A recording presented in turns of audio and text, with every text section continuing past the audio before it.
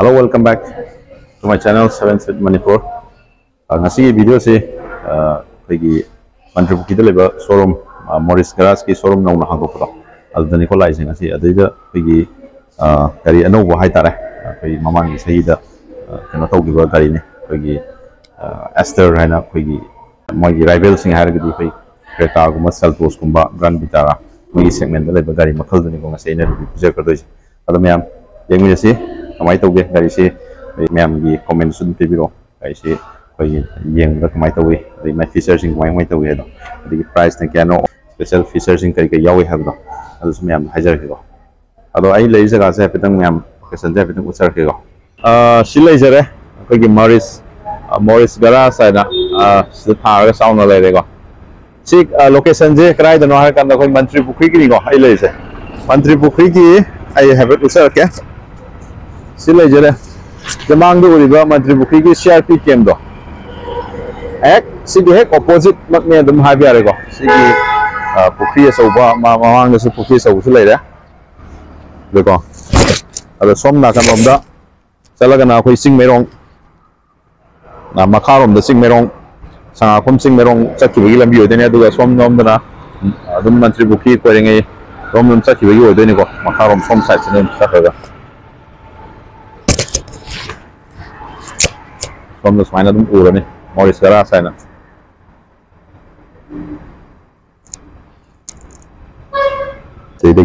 Haneta Huzaraga. See a quaggy,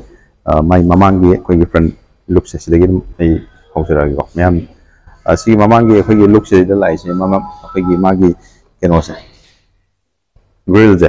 Yamna unique over design that half ago. See quaggy and quaggy glossy black habitat. इधर कोई ये मकान दा कोई मागी सी लोगोस मनुंग दगी थोक पदों कोई 3D की पाइप अमा कर दिन संगल लेको ये मुरा कोई सिगी मागी ग्रिल की डिजाइन जे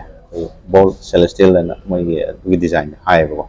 सिगी डिजाइन जे कोई मंगाल काप थोक कोई डिजाइन लमगा कोई ना मागी तवो से समाइना माइना ममी से समाइ पी बको अदुगा सी मकादा स्किट प्लेट कोई सिल्वर फिनिश ना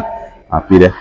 the young brother of Yamna, Sigi, my friend looks Zen headlamps, the single the project LED light, the scene of NDRL, he designs Yam Pasigo. I say the indicator in Yaorego. Kuna. I see Mamma Casita Sinapagi, Oakland, when last you are housing Bossy Piano Black Minister. Agi housing je sina lain mak kena tahu ya si lawan juga design je yang bukan omang gitu kan design je tempat di habitat itu aduh guys side lom dah lakukan dah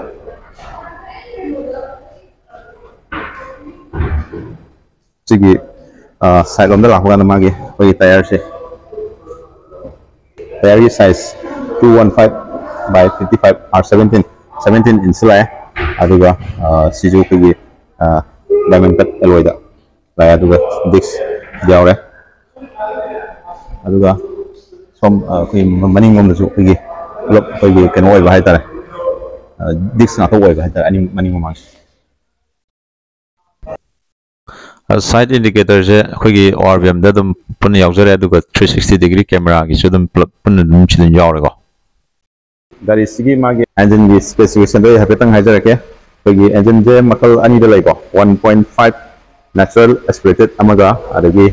1.3 pagi turbo da amaga laigo ado magi engine ge specification je da my maximum power se sigi normal aspirated lai se 110 pagi 6000 rpm da aduga 144 newton meter 4400 rpm da mai laigo aduga turbo gidana mo pagi 140 PS aduga 5600 rpm da aduga 220 newton meter 3600 rpm da smaina lay moigi engine option amadi my power se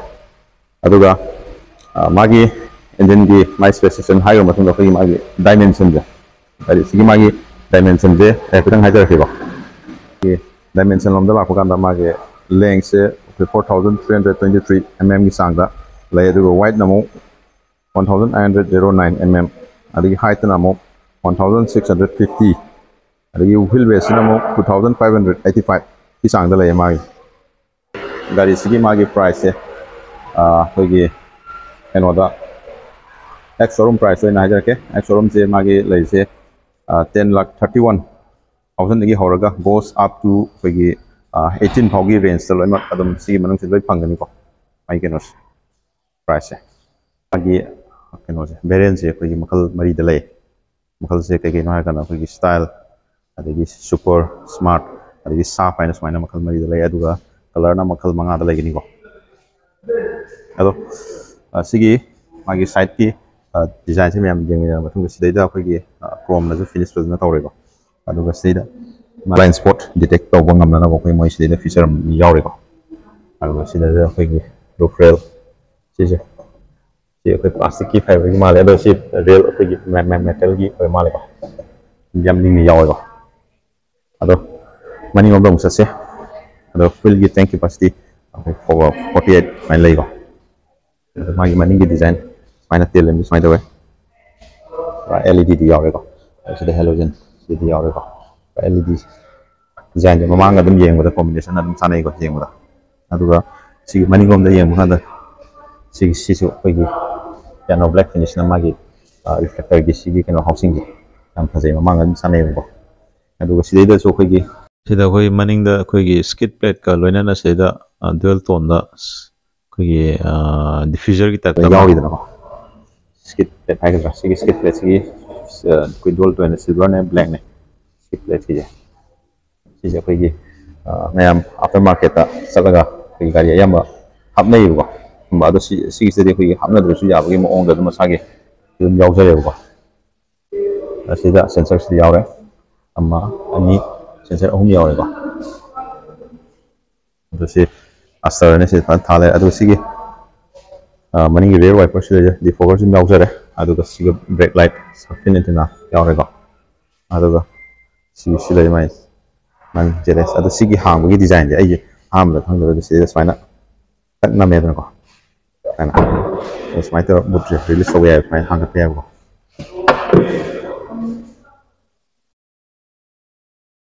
ꯁꯤꯅꯦ ꯁꯨꯃꯥꯏꯅ ꯃꯅꯤꯡꯒꯤ ꯁ꯭ꯄꯦꯁꯁꯦ ꯕꯨꯠꯀꯤ ꯑꯗꯨꯝ ꯕꯨꯠꯁꯦ ꯑꯗꯨꯝ ꯐꯖꯅ ꯀꯩꯅꯣ ꯇꯧꯋꯤꯀꯣ ꯑꯗꯒꯤ ꯁꯤꯅ reading light ꯂꯩꯔꯦ ꯑꯗꯒꯤ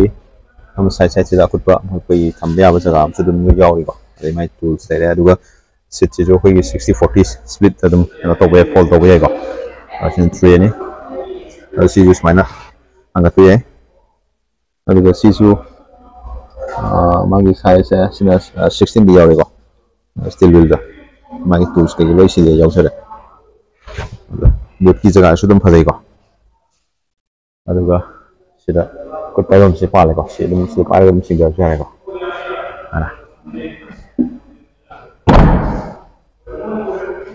ꯁꯤꯅꯤ ꯑꯗꯨꯒ ꯁꯤꯒꯤ ꯃꯥꯒꯤ ꯃꯈꯥꯒꯤ ꯗꯤꯄꯥꯔꯆꯔ ꯑꯦꯡꯒꯜꯁꯨ ꯑꯗꯨꯝ ꯐꯖꯩ ꯌꯦꯡꯕꯗ ꯑꯗꯨꯝ ꯋꯥꯡꯉꯦꯀꯣ ꯑꯗ ꯃꯥꯁꯦ ꯑꯩꯈꯣꯏ ꯒ꯭ꯔꯥꯎꯟ ꯀ꯭ꯂꯤꯌꯔꯦꯟꯁꯁꯦ ꯑꯗꯨꯝ ꯀ꯭ꯔꯦꯇꯥ ꯍꯣꯏ ꯀꯩ ꯍꯣꯏ ꯍꯥꯏꯐꯦꯠ ꯑꯗꯨꯝ ꯆꯥꯎꯔꯥꯛꯄ ꯑꯗꯨꯝ ꯃꯥꯟꯅꯩ 190 mm ꯒꯤ ꯆꯥꯡꯗ ꯋꯥꯡꯉꯦꯀꯣ ꯑꯗꯣ ꯕꯣꯠ ꯁꯥꯏꯠ ꯑꯅꯤꯃꯛ ꯔꯤꯀꯣꯏꯜ ꯁꯦꯟꯁꯔ ꯂꯣꯏ ꯌꯥꯎꯔꯦꯀꯣ ꯑꯗꯣ ꯒꯥꯔꯤ ꯑꯩꯈꯣꯏ ꯃꯅꯨꯡꯗ ꯆꯪꯉꯒ ꯑꯃꯨꯛ ꯌꯦꯡꯃꯤꯟꯅꯁꯦ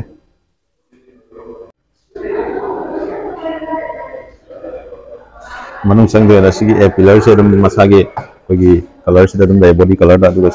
ꯁꯤꯅ ꯕ꯭ꯂꯦꯛ ꯑꯥꯎꯠꯇ ꯁꯤꯁꯨ ꯕ꯭ꯂꯦꯛ ꯁꯤ ꯑꯩꯈꯣꯏ ꯁꯤ ꯀ꯭ꯔꯣꯝꯅ ꯐꯖꯅ ꯐꯤꯅꯤꯁ ꯇꯧꯋꯤꯀꯣ ꯃꯅꯨꯡ ꯆꯪꯉ ꯌꯦꯡꯁꯦ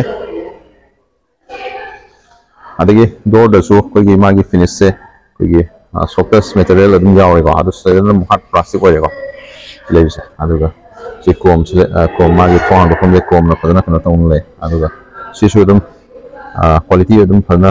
ꯂꯩꯕ ꯃꯥꯜꯂꯦꯀꯣ ꯌꯦꯡꯕꯗ ꯄꯥꯏꯕꯗ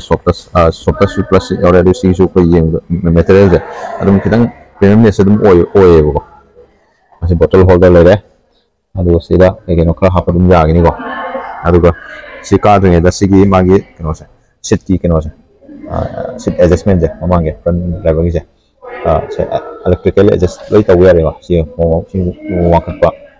ꯅꯦꯝꯊꯕ ꯑꯗꯨꯝ ꯌꯥꯔꯦ ꯑꯗꯨꯒ ꯃꯃꯥꯡ ꯏꯟꯈꯠꯄ ꯑꯗꯩ ꯃꯅꯤꯡ ꯍꯟꯊꯕ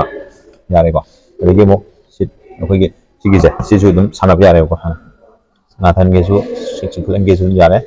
ꯑꯗ ꯁꯤꯒꯤ Ana sigi yam nuai ba amna ko ai electrically loi adjust tawba yare digi sigi magi thai support se dum khara dum arang kaina yaw ai ba ko dum thambada yam nuai bro ong dum na to ni ko and sisu side holder ja sigi sisu phazana phazai ko leather ki quality dum yam phazai adagi som the dashboard on the la kan da sisu adum softest leather na wrap tawre ada sida su ko AC fan ji ko circle type ta dum yaw ko se adum ko glossy finish tawga adu sida su softest material se ko sida su oire ado ai mathak ta mutan ka khala ke ko mathak ka tre sigi ko mamang gi engine gi put hang do pi sida lere adi fuel gi lid on sil tawum lere adagi sida headlight leveler lere sida oil control se sana ni ko ado mutan ka khala yeng ni ko me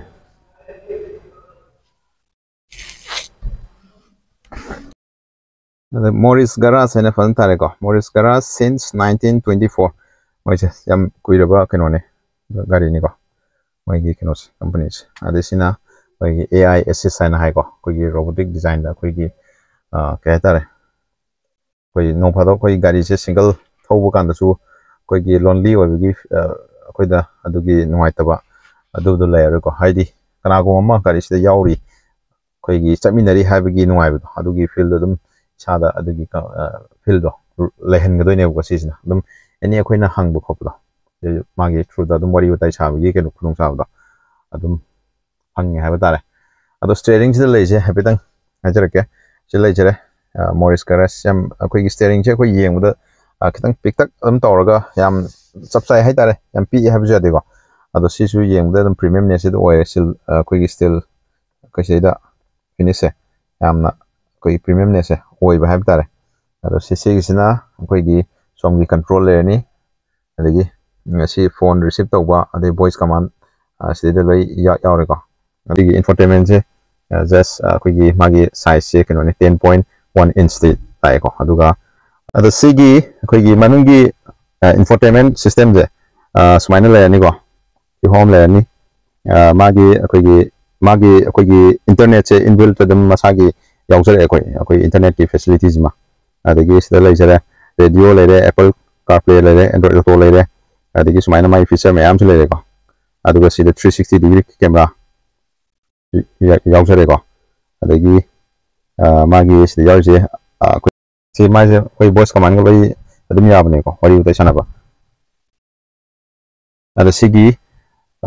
infotainment je 10.1 ni ada sigi sina kenone 7 inch da la ani ko pura ko digital gi keno da oi bani ko ada si mathakta vanity mirror mai le ko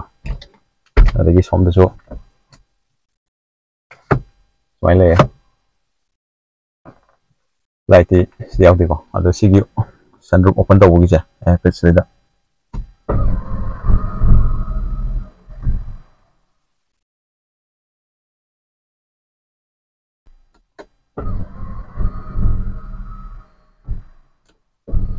Soalnya aku step le ko mai hang to pagi ja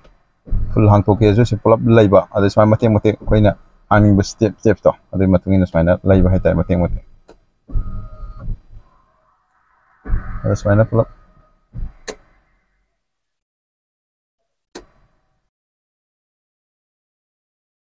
ijo mana hang ade ne ko ade sigi keno simadi akogi panoramic sunroof hai tare si se yam jaga je space aduki matik yam mang kaina fazana yawre ko kumjala ji ko step ne ba se yawis mungkin step ndara matanda antara ne ko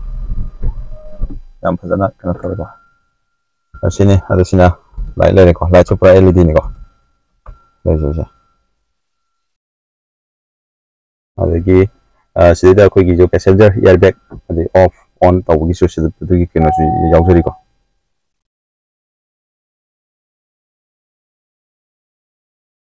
sida MG gi your level is below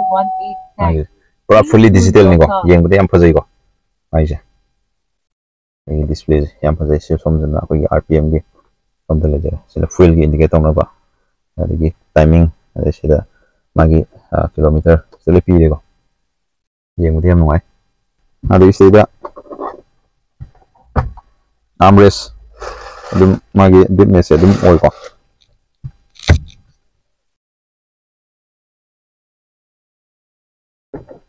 dum magi to jeng smai tore adagi steering jijo ko gi tilted yedugi facilities tilted oi ko adagi telescopic ti sida amuk kan tawdra tilted oi ga to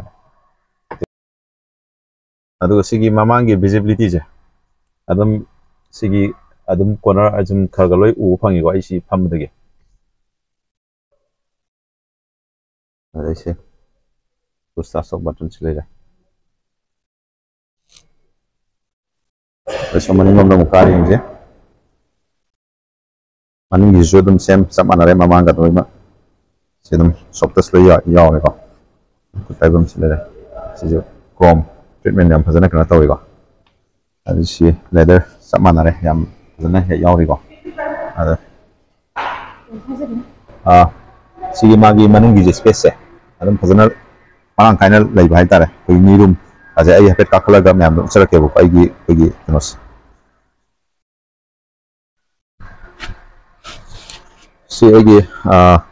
sabchana koi mamangi sit ai gi haki matung sabchana adjust taw matung da maningi kino do le se dum phajana gap phajana le ko yamarang kaina le khong phajana ting thok ngame ada magazine holder si le ada maningi AC vent yaw se adagi kutki da holder lai yawe aduga leida sigi yam paba mana maya gi su cup holder si yaw se ko mana aduga maraki passenger je sigi su dum magi kana yaw hai tare haidi address si yaw se abim plus abim ta magi seat belt je maya gi si yamba yawna da ne ko jikan koi maya gi ju koi seat belt se le ma yaw ga la hai tare se sudum yaw ga la si maya gi side holder sudum phajana lai ko adugi seat ki koi thai support sing je yam phajana lai ba hai tare adum hamra yam kana koi kana taw dabdu lai tabdu di oi dedum yai disen oi ko aduga seidam mamara ki sigi space kale aduga sigi maya gi sigi ma kitang di ham oi ko aduga sigi kai de sisu charging point sisu yauri ko maningi rear passenger gi damata sumaina lai ꯑꯩꯈꯣꯏꯒꯤ ꯁꯤꯒꯤ ꯄꯦꯅꯣꯔꯥꯃꯤꯛ ꯁꯟꯔꯨꯞꯁꯦ ꯑꯩꯈꯣꯏꯒꯤ ꯃꯅꯤꯡꯒꯤ ꯖꯒꯥ ꯁꯤꯐꯥꯎ ꯑꯗꯨꯝ ꯈꯝ ꯊꯦꯡꯅ ꯌꯥꯎꯔꯦꯀꯣ ꯀꯣꯛꯄ ꯑꯗꯣ ꯁꯤ ꯌꯥꯝ ꯄꯥꯛꯅ ꯃꯔꯥꯡ ꯀꯥꯏꯅ ꯌꯥꯎꯋꯦ ꯑꯗꯨꯒ ꯑꯩꯒꯤ ꯍꯦꯗꯔꯨꯝꯁꯦ ꯁꯤ ꯌꯦꯡꯉꯨ ꯑꯩꯒꯤ ꯍꯦꯗꯔꯨꯝꯅꯦ ꯑꯗꯨꯝ 6 feet ꯑꯗꯨꯝ ꯐꯝꯕ ꯀꯩꯁꯨ ꯊꯣꯏꯗꯣꯛꯅ ꯍꯥꯏꯗꯤ ꯀꯥꯏꯗꯧ ꯃꯥꯟꯗꯦꯀꯣ ꯌꯥꯗꯧ ꯃꯥꯜꯂꯦꯀꯣ ꯑꯗꯨꯅ ꯁꯤꯅꯦ ꯑꯗꯣ ꯑꯩꯈꯣꯏꯒꯤ ꯃꯅꯨꯡꯒꯤ ꯑꯩꯈꯣꯏꯒꯤ ꯀꯩꯅꯣꯁꯦ ꯁꯤꯠꯀꯤ ꯀ꯭ꯋꯥꯂꯤꯇꯤꯁꯤꯁꯨ ꯐꯝꯐꯝ ꯃꯥꯒꯤ ꯁꯤꯗ ꯆꯠꯂꯤꯕ ꯇꯦꯛꯆꯔ ꯗꯤꯖꯥꯏꯟ ꯌꯦꯡꯕꯗ ꯌꯥꯝ ꯐꯖꯩ ꯑꯗꯨꯛꯀꯤ ꯃꯇꯤꯛ ꯑꯗꯣ ꯃꯅꯤꯡꯒꯤ dagi urak ko mamang dashboard just main ugni ko sini ko maning gi seat ki comfort yam da ajagre ko gi safety room da lakpakanda ko gi sigi tire pressure monitoring system da lo ni yawre ko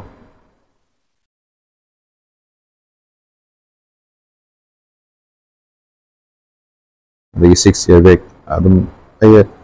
ko gi safety ki kano sima ko gi ai screen da dum phana hapchara gi ko ya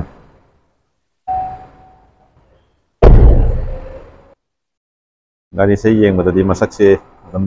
yam adum phajare haiba tare dikan gi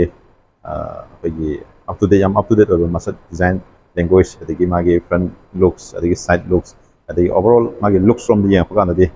adum gari se adum yeng bi yare haiba tare phajana grill gi design bold celestial design and ko Astor adigi slida ko gi adas ki feature ga yauraga lai se monda adigi AI gi feature mana sumba ton ba feature me ama monda no ba yam ma yauri ko ado masi gari se ko gi British company gi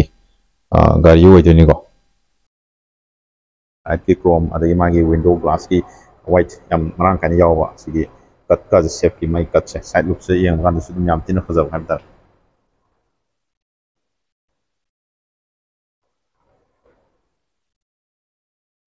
maning ge rear looks phajai ko yang da guys Astor. Ado mayam ngasi gidi kari gi si Astor gi review si sai sum losinjarage. Ado mayam kari si kamai tawi haido comment dum haibiro. Ado ngasi gi koi gi review si da koi soikhiba lankhiba yaorasu mayam na ngakpigani ko.